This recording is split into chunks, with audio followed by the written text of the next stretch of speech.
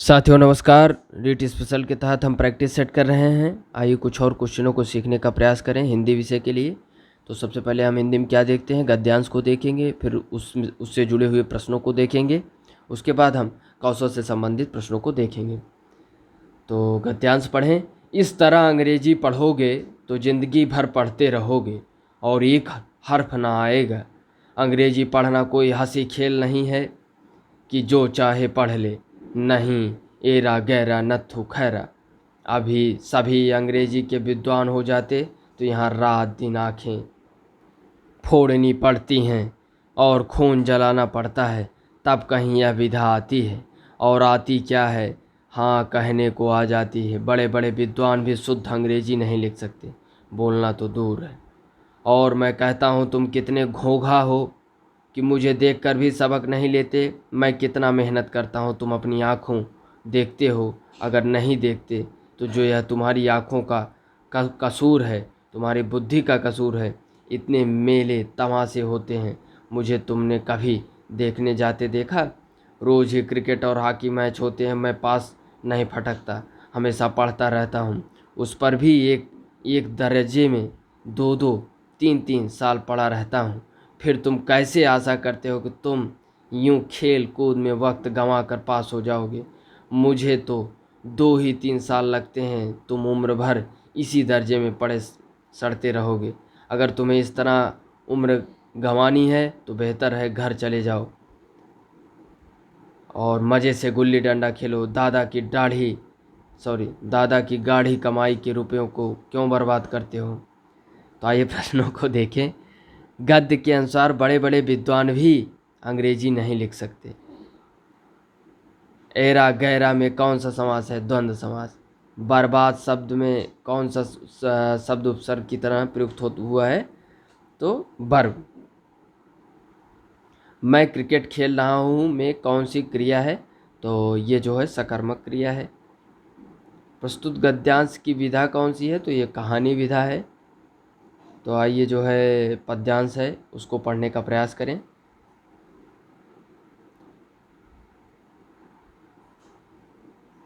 क्या रोकेंगे प्रलय मेघ ये, क्या रोकेंगे प्रलय मेघ ये, क्या विद्युत घन के नर्तन, मुझे न साथी रोक सकेंगे सागर के गर्जन तर्जन। मैं अविराम पथिक अलबेला, रुके न मेरे कभी चरण, सूलों के बदले फूलों का किया न मैंने मित्र चयन।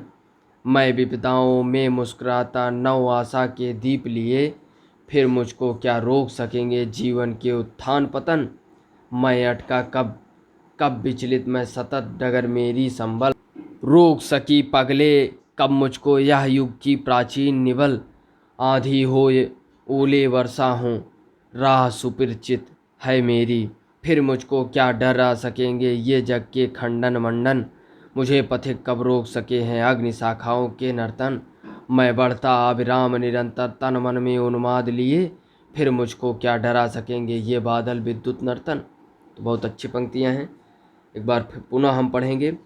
क्या रोकेंगे प्रलय मेघिए, क्या विद्युत घन के नर्तन, मुझे न साथी रोक सकेंगे सागर के गर्जन तर्जन। मैं अविराम पथिक अलबेला, रुके न मेरे कभी चरण, सूलों के बदले फूलों की का किया न मैंने मित्र चयन। मैं विपदाओं में मुस्कुराता नव आशा के दीप लिए, फिर मुझको क्या रोक सकेंगे जीवन के उत्थान पतन। मैं अटका कब कब विचलित मैं सतत डगर मेरी संबल, रोक सकी पगले कब मुझको यह युग की प्राचीन निबल। आंधी हो ओले वर्षा हो राह सुपरिचित है मेरी, फिर मुझको क्या डरा सकेंगे ये जग के खंडन मंडन। मुझे पथिक कब रोक सके हैं अग्नि शाखाओं के नर्तन। मैं बढ़ता अविराम निरंतर तन मन में उन्माद लिए, फिर मुझको क्या डरा सकेंगे ये बादल विद्युत नर्तन। तो आइए प्रश्नों को देखें। काव्यांश में काव्य रीति है गौड़ी, विविधाओं में मुस्कुराता में अलंकार विरोधाभास, मुझको क्या रोक सकेंगे जीवन के उत्थान पतन में अलंकार तो आक्षेप अलंकार।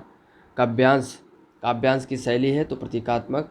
अविराम अभिराम का अर्थ है तो अविराम बिना रुके, और अभिराम रमणीय।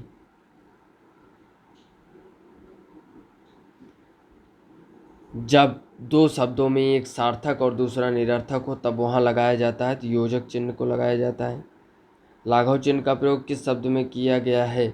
तो लाघव चिन्ह का प्रयोग जो है प्रो शब्द में किया गया है, जो यहाँ प्रोफेसर हो सकता है, प्रोपाइटर हो सकता है, तो यानी साल्ट में किसी शब्द को लिखने के लिए हम लाघव चिन्ह का प्रयोग करते हैं।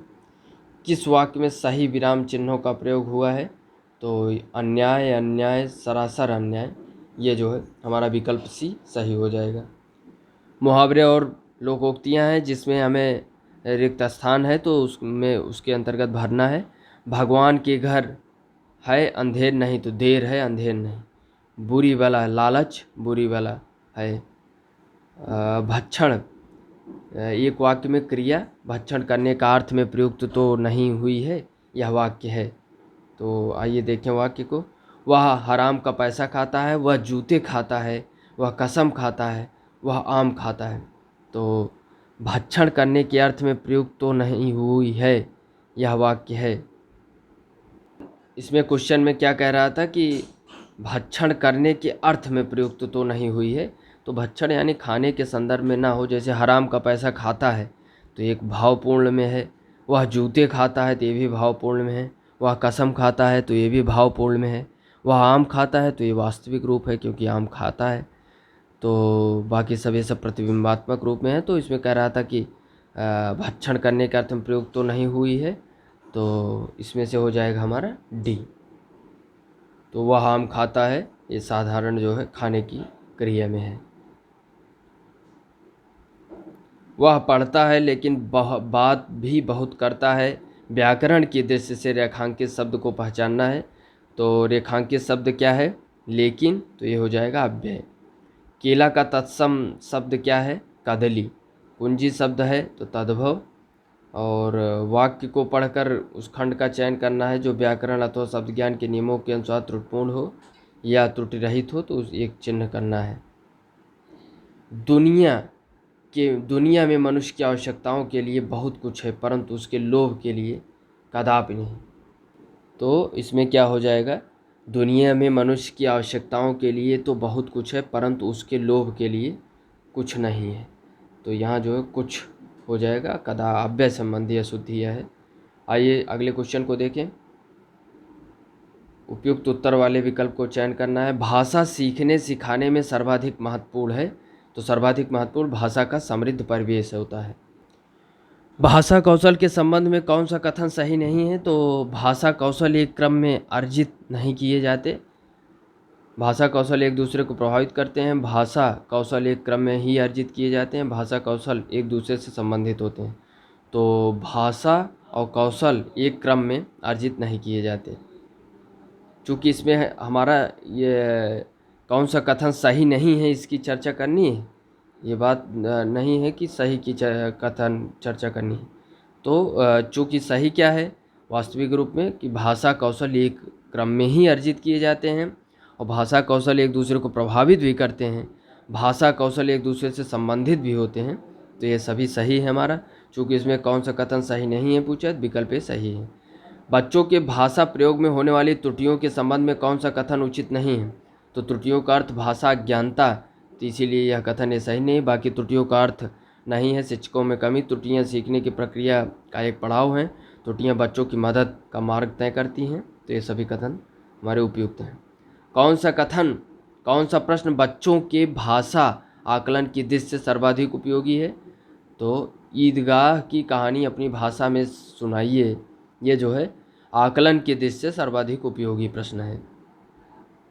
बच्चों में भाषा सीखने की क्षमता तो जन्मजात होती है और बच्चों के भाषा सीखने में सर्वाधिक महत्वपूर्ण क्या है कि बातचीत करना।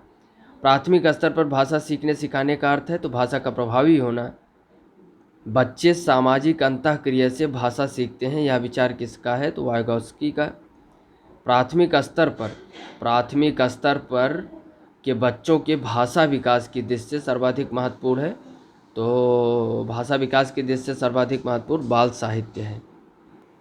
भाषा सीखने और भाषा अर्जित करने का मुख्य अंतर क्या है? तो भाषा परिवेश का अंतर होता है भाषा सीखने और भाषा अर्जित करने। तो साथियों ये रहा कुछ महत्वपूर्ण क्वेश्चन जिसके माध्यम से हमने सीखने का प्रयास किया और ये हमारी प्रैक्टिस सेट हिंदी विषय के लिए कुछ और प्रैक्टिस सेट हम करेंगे और भी सीखने का प्रयास करेंगे जो परीक्षा के दृष्टि से उपयोगी प्रश्न हैं। गद्यांश को भी हम पढ़ रहे हैं और स्पीड से उसको करने का प्रयास कर रहे हैं। बहुत बहुत धन्यवाद। जय हिंद।